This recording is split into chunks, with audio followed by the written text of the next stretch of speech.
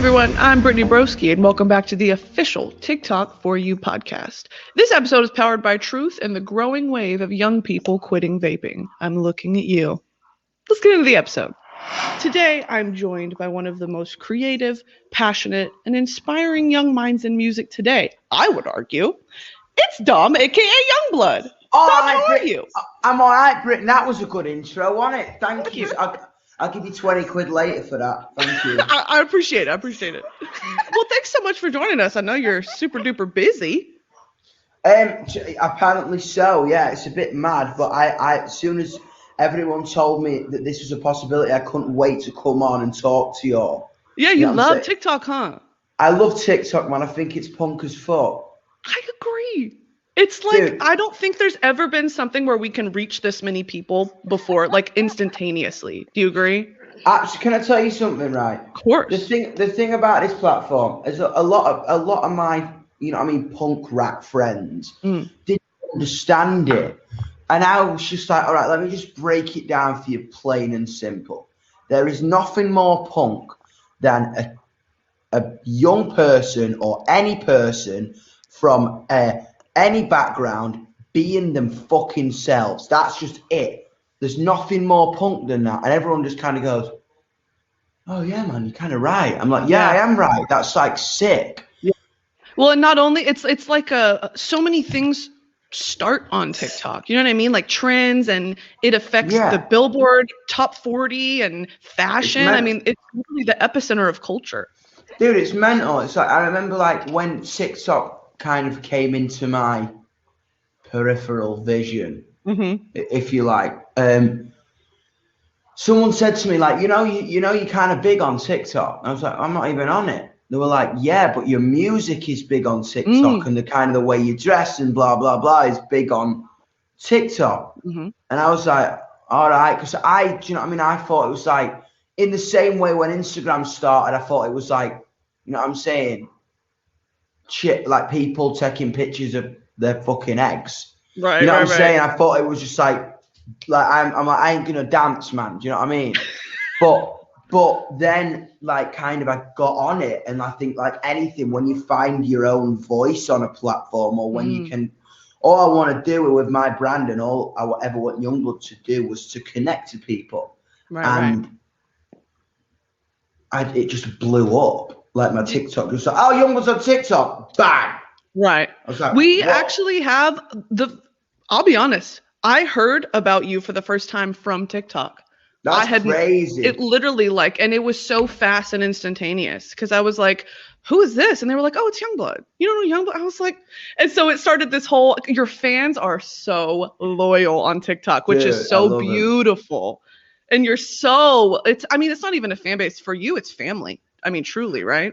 Dude, legitimately, like with this whole thing, man, I grew up in a world where being different, or I grew up in a place where being different or strange or not following the formula was so frowned upon and so kind of damning that all I could ever hope for in my life or career or whatever I was going to do was just to be able to meet some other people like me. Right. And I think that's why they're not a fan base, they're a family. I think that's why when people kind of look at us and look at what we become, they kind of see how big the connection is. I never want it to be, all right, man, I'm just going to go and sing a song and it's going to fly up the charts and I'm going to go on stage and play at people. I do not care about that. Not bothered. I care about meeting and creating a family that when we stand in that arena or wherever we are, stadium, festival, small venue, I don't know, train station, we are together and we are like, oh, yo, you're part of this in the same way that I am and the same way that Dom is.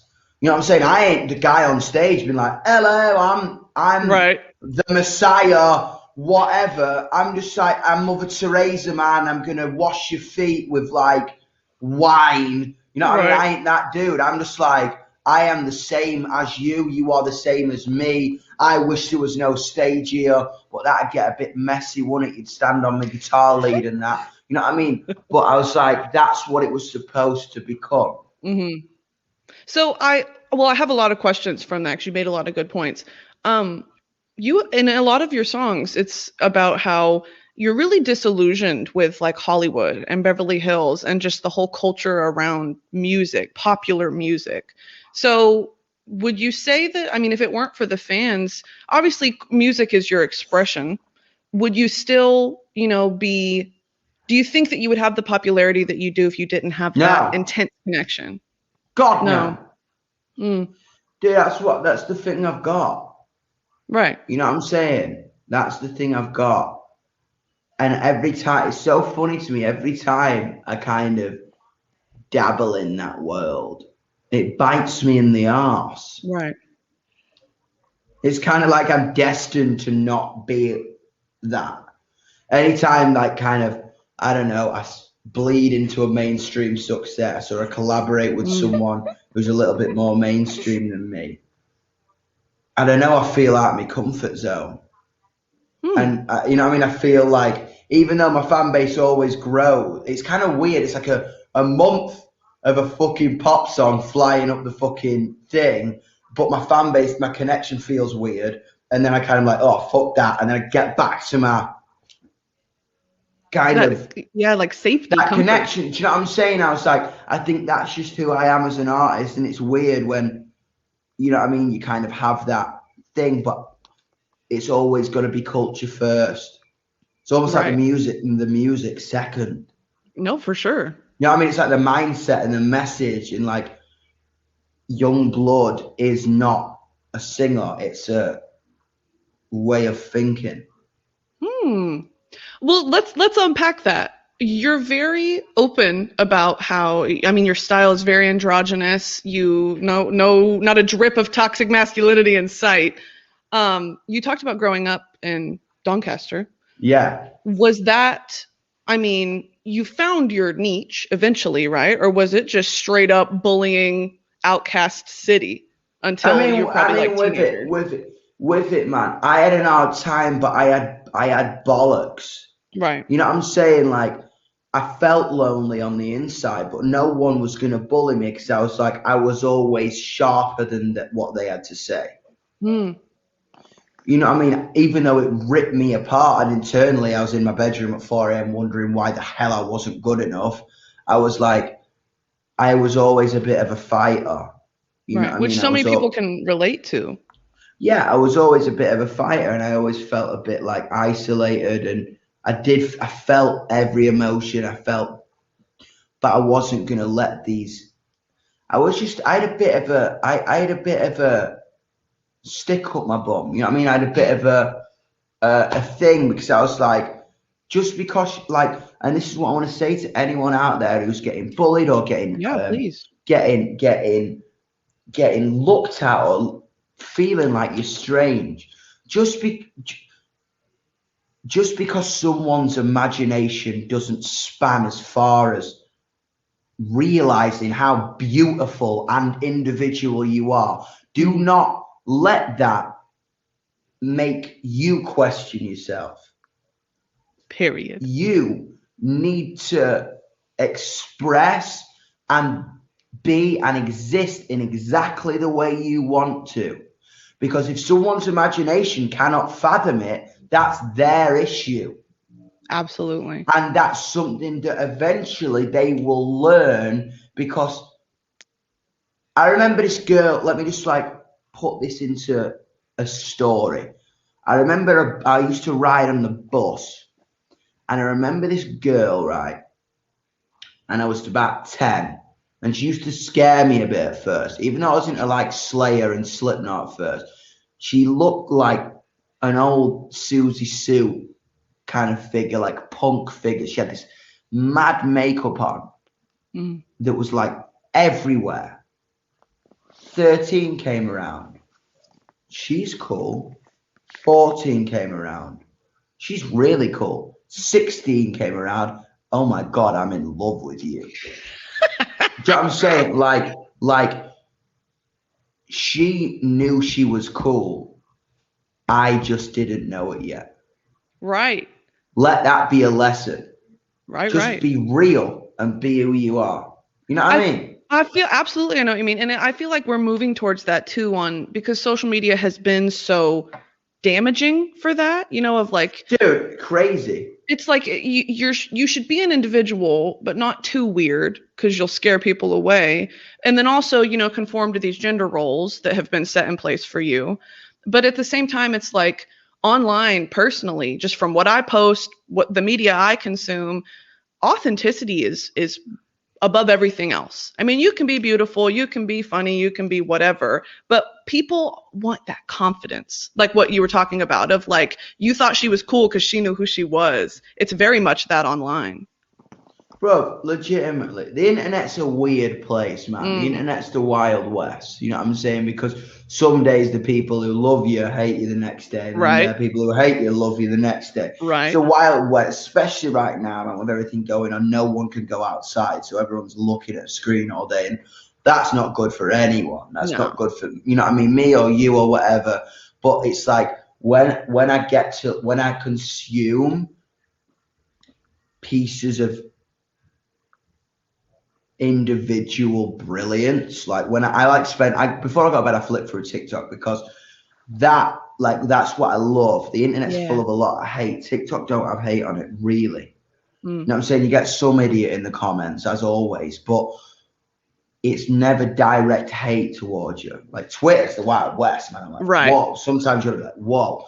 You know what I'm saying? Because people can twist and fabricate and do and say whatever they want. Yeah. Whereas like you're kind of, I'd see TikTok as art, man. People painting pictures and putting it on the internet and like kind of, you know what I mean? If it's comedy, if it's drama, if it's sadness, if it's thing, I see it as like cinema.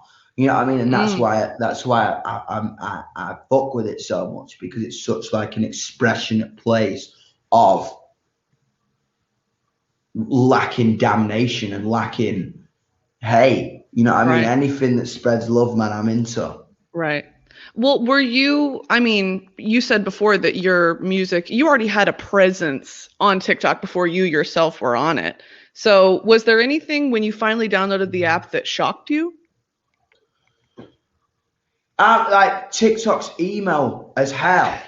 All the emails. Can we talk about this? You said that it's rock and roll as shit. Bro. And so I have a question for you. Yeah. You're a fellow Arctic Monkeys fan, an Alex Turner fan. Alex Turner says rock and roll will never die, but you've said the opposite. No? Bro, can I tell you something? Yeah. Rock and roll sleeps. Okay. Doesn't die. Okay. Got fucking boring because rock and roll started to become 5 idiots in leather jackets singing about nothing. I call it like guacamole rock. You know what I mean? Like, explain. Let's turn up at the studio at 9 a.m., eat guacamole, leave by 5, and come out with a mediocre, watered down. Like, the songs had about as much charisma as a pint of water. Right. You know what I mean? That's why rock and roll died, because it had no identity and it had no bite and it couldn't develop. But every time it redevelops in a new way. And rock and roll's on TikTok, man. I agree. Alternative music is breathing and beating through TikTok, man. You know what I mean? When Bring Me the Horizon, a metal band, go viral on TikTok with Can You Feel My Heart? Like, do you know what I'm saying? It's like with even with me, man, rock and roll is so hard to break on DSPs because it's not a popular genre. And what is rock and roll? I'll tell you what rock and roll is. Making a culture that fucking big they can't ignore you. How do you do that? Through subcultures on TikTok, through subcultures in venues, through subcultures in live. With this year, like me not being able to have a live show is the biggest blow to me, because that's where I am alive. That's where Yungblud breathes, because Yungblud's about people. So I just swapped my live show out for TikTok. I mean, TikTok, my live show every day. And it'll work for now because, I mean, it gives you that instantaneous, fans have your post notifications on, whatever. Like, they feel like they're there with you to a certain extent. There's the delay of the Absolutely. internet, but it's the Dude, closest you can get. absolutely. Hey guys, really quick, I wanted to take a moment to tell you about our new sponsor, Truth, and their efforts to help people quit vaping.